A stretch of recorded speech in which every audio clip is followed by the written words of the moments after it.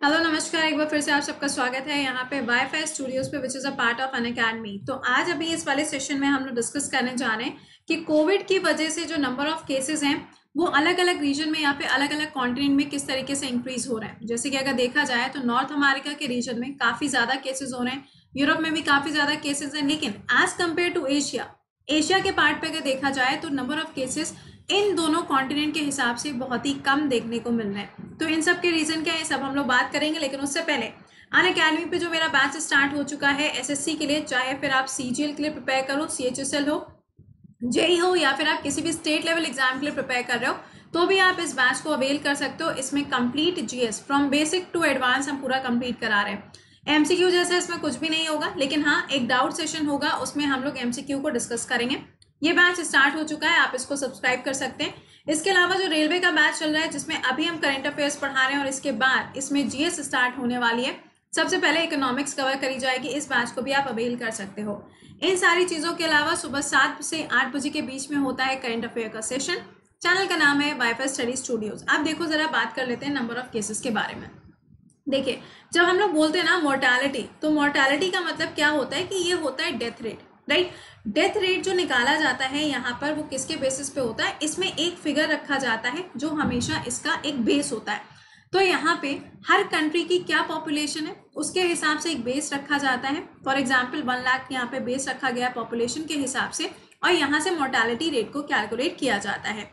जब हम mortality rate बोलते हैं तो ये एक तरीके का क्या होता है, डेथ रेट ही तो हो जाए, लेकिन पॉइंट यहाँ पे ये आता है कि अगर हम स्पेन की बात करें, दैट मीन्स हम यूरोप के बारे में बात कर रहे हैं, या हम यहाँ पे दूसरी तरफ यूएसए के केसेस की बात करें, तो इन दोनों जगह पे जो नंबर ऑफ केसेस हैं कोविड-19 के वो बहुत ज़्यादा देखने को मिल रहे हैं।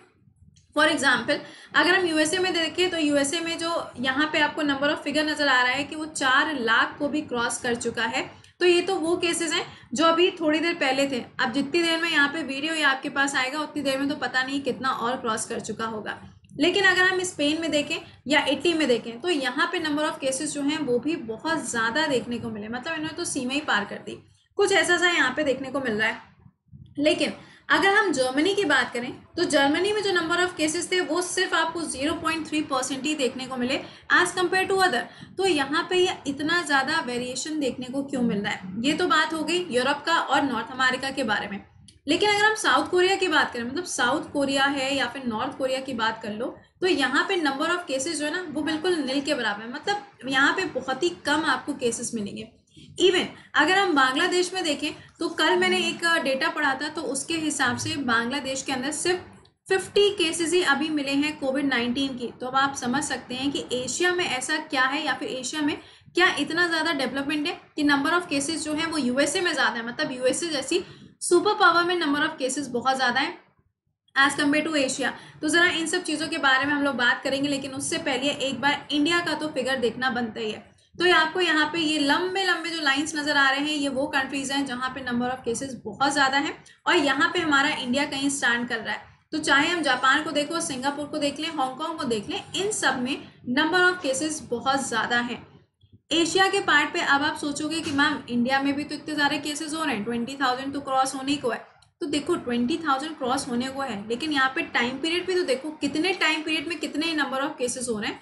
बाकी जगह पे देखो तो एक एक दिन में तो 2,000 डेथ हो रही है, और इंडिया में अगर देखा जाए तो एक दिन में 500-600 केसेस ही आपको देखने को मिल रहा है। तो इन सब का रीजन क्या है, why India is performing better than the other. तो इसके रीजन के बारे में एक बार बात करते हैं। सबसे पहला टेस्टिंग। देखिए इंडिया के अंदर अभी आप अगर देखो तो पूल टेस्टिंग की शुरुआत यूपी के अंदर करेगी, रैपिड टेस्टिंग की शुरुआत यहाँ पे राजस्थान के अंदर करेगी। फाइन, ये दो चीजें अभी आपको मालूम होनी चाहिए एग्जाम पॉइंट से। लेकिन नंबर ऑफ टेस्टिंग से मेरा मतलब यहाँ पे ये है कि जितने ज्यादा से ज्यादा टेस्ट किए जाएंगे उतना ही तो हमको पता चलेगा ना कि किसी को कोविड-19 है भी कि नहीं है। अगर हमने टेस्ट ही सिर्फ 10 लोगों का किया, या फिर टेस्टिंग मान लो सिर्फ हमने 100 लोगों का किया, तो उतने ही में से तो पता चलेगा ना कि कितने लोगों को कोविड है यहाँ पर। जब हमने उस काउंटिंग को ही कम कर दिया है तो फिर नंबर ऑफ केसेस बढ़े हैं या कम हुए ये हमें कैसे पता चलेगा। तो सबसे ज्यादा जो प्रॉब्लम हो रही है यहाँ पे यूरोप के नेशंस में वो क्या हो रही है, नंबर ऑफ टेस्टिंग की। यहाँ पर जो नंबर ऑफ टेस्ट हैं वो बहुत ही कम किए जा रहे हैं, लेकिन इंडिया के पार्ट पे अगर देखो तो नंबर ऑफ टेस्ट बहुत ज्यादा किए जा रहे हैं, और उसके बाद यहाँ पे काफी सारे लोग जो है वो निगेटिव पाए जा रहे हैं। फॉर एग्जाम्पल अगर हम बात करें यूके या इटली के बारे में, तो यहाँ पे जो मास टेस्टिंग है ऐसा कुछ भी वहाँ पे ऑर्गेनाइज नहीं किया जा रहा, बल्कि इंडिया के पार्ट पे अगर हम देखें, एशिया में देखें, तो यहाँ पे मास टेस्टिंग करी जा रही है। जिसके लिए अगर हम देख लेते हैं यहाँ पे, तो यूपी के अंदर देखो पूल टेस्ट शुरू हो गया है, जहाँ पे क्या किया जाएगा, अगर एक ग्रुप में टोटल 50 लोग हैं और 10 लोगों का टेस्ट पहले किया गया, अगर ये निगेटिव पाए जाते हैं तो इसका मतलब ये नहीं है कि बाकी जो 40 है वो सारे के सारे निगेटिव होंगे, ऐसा नहीं होगा, बल्कि यहाँ पे सबका टेस्ट किया जाएगा। तो दिस इज वेरी इंपॉर्टेंट। अब ऐसा बिल्कुल भी ये हम नहीं कह सकते कि नॉर्थ अमेरिका में या फिर यूरोप में जो टेस्टिंग है वो हो नहीं रही है, हो रही है, लेकिन उस लेवल पर टेस्टिंग नहीं कराई जा रही है जिस लेवल पर एक्चुअल में टेस्टिंग होनी चाहिए। तो सबसे पहला जो रीजन है वो आपको यहाँ पर यही मिल रहा है कि जो टेस्टिंग है ये काफी ज्यादा आपको रैपिड केस में या फिर पूल टेस्टिंग के फॉर्म में ऑल ओवर वर्ल्ड देखने को नहीं मिल रही है। दूसरा है इम्यूनिटी। इम्यूनिटी के केस में अगर बात करें तो एशियंस की जो इम्यूनिटी है वो काफी ज्यादा स्ट्रांग है as compare to North America. अब इसी में आधे लोग तो खुश हो जाएंगे, अरे वाह, कम से कम कहीं पे तो हम लोग नॉर्थ अमेरिका कंट्रीज से बहुत आगे। तो इम्यूनिटी के पार्ट पे हम लोग काफी ज्यादा बेटर हैं as compare to Europe and North American countries. Next है यहाँ पे हेल्थ रिसोर्सेज। हेल्थ रिसोर्सेज की बात कर रहे हैं, जैसे कि टेस्टिंग किट हो गई, यहाँ पे नंबर ऑफ बेड्स हो गए, वेंटिलेटर्स हो गए, तो हर एक कंट्री में ये चीज़ आपको बहुत ज़्यादा देखने को नहीं मिलेगी। इंडिया के पार्ट पे अगर हम देखें तो साउथ कोरिया के अंदर जितने हॉस्पिटल्स के अंदर बेड है ना, उतने बेड तो इंडिया के अंदर आपको मिलेंगे भी नहीं। इंडिया में जो नंबर ऑफ वेंटिलेटर्स हैं वो भी बहुत कम है, लेकिन फिर भी अगर हम यूएसए के पार्ट पे देखें तो यूएसए में ये सारे रिसोर्सेज काफ़ी ज़्यादा हैं, लेकिन फिर भी वहाँ पे इसको कंट्रोल नहीं किया जा पा रहा है। तो एक ये भी रीज़न माना जा रहा है कि अगर हम एशिया के पार्ट पे देखें तो नंबर ऑफ केसेस जो हैं वो काफ़ी कम क्यों हो रहे हैं, क्योंकि हेल्थ रिसोर्सेज तो वैसे भी बहुत कम है। इंडिया के अंदर ही देख लो, हेल्थ रिसोर्सेज क्या बहुत ज़्यादा है? नहीं है। इंडिया की जीडीपी का सिर्फ 1% है जो यहाँ पे इन्वेस्ट किया जाता है। तो बाकी कंट्रीज के कंपैरिजन में अगर हम सिर्फ इंडिया को बात करेंगे तो इंडिया में रिसोर्सेज कम है, लेकिन फिर भी काफ़ी सारे स्टेप्स लिए जा रहे हैं, जैसे कि सोशल डिस्टेंसिंग के ऊपर फोकस किया जा रहा है, ऑल ओवर वर्ल्ड फोकस किया जा रहा है, इंडिया में भी काफ़ी ज़्यादा इनके ऊपर ध्यान दिया जा रहा है। तो सबसे पहला तो हो गया टेस्ट, कि टेस्ट जो है वो काफ़ी ज़्यादा कम हो रहे हैं, कहाँ पे ज़्यादा हो रहे हैं इसके ऊपर डिपेंड करेगा। दूसरा है एशियंस की इम्यूनिटी, ये काफ़ी अच्छी है एशियंस की, जिसके वजह से आपको एशियंस में इसके केसेस काफ़ी कम देखने को मिल रहा है। हेल्थ रिसोर्सेज के पार्ट पे अगर हम बात करते हैं तो जो यूटिलाइजेशन है वो प्रॉपर तरीके से नहीं हो पा रहा है हर जगह पे, तो this is also the part. अब आ गया काउंटिंग ऑफ डेथ।